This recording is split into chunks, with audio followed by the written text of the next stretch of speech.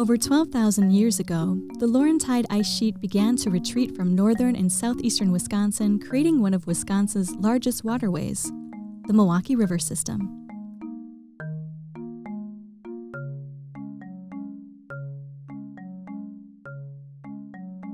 For thousands of years, Native Americans called the region home and built communities on or near the Milwaukee, Menominee, and Kinnickinnic rivers.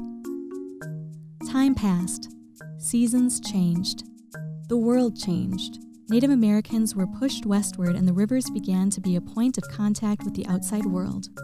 In the 19th century, the Port of Milwaukee brought easy exportation of resources Milwaukee had to offer, such as leather, beer, lumber, and wheat.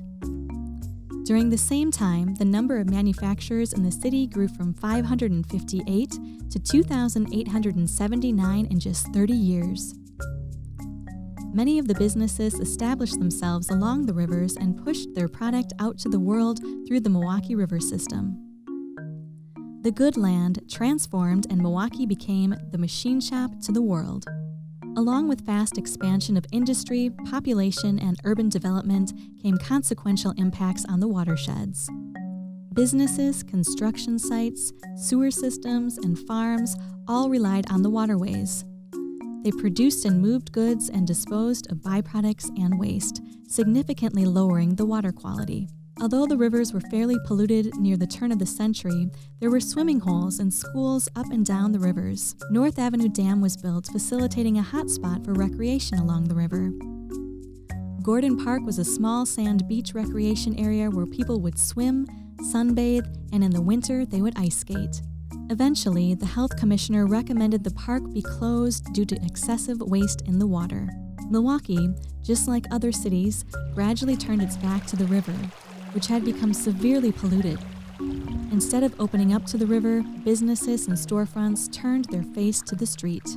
With the enactment of the Clean Water Act in 1972, along with other environmental regulations and public health impacts from environmental degradation, people began to think about our waterways differently. Our sewage system was redesigned to treat sewage before discarding to the rivers. It wasn't until 1995 a group of friends gathered to officially protect a special section of the Menominee River and organized the very first spring cleanup. Milwaukee Riverkeeper was born. Around the same time, this group took on its very first advocacy effort, a citizen-led campaign to protect the county grounds in Wauwatosa from development.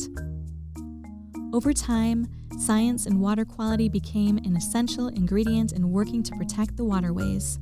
Originally named the Friends of the Menominee River, Milwaukee Riverkeeper is celebrating its 25th year of protecting and restoring our waterways. Milwaukee Riverkeeper hosts an annual river cleanup, bringing close to 4,000 people out in one day to remove nuisance trash and pollution from the riverbanks.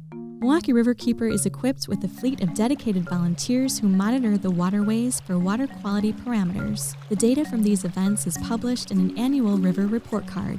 It is a belief at Milwaukee Riverkeeper that if no one has a connection to the river, then no one will protect the river. So Milwaukee Riverkeeper works to connect the community to the waterways in a variety of ways, including education, paddles, art, and events. Milwaukee Riverkeeper is the only science-based, water-focused advocacy group in the Milwaukee area who will take on national, regional, state, and local issues that impact our Milwaukee River Basin.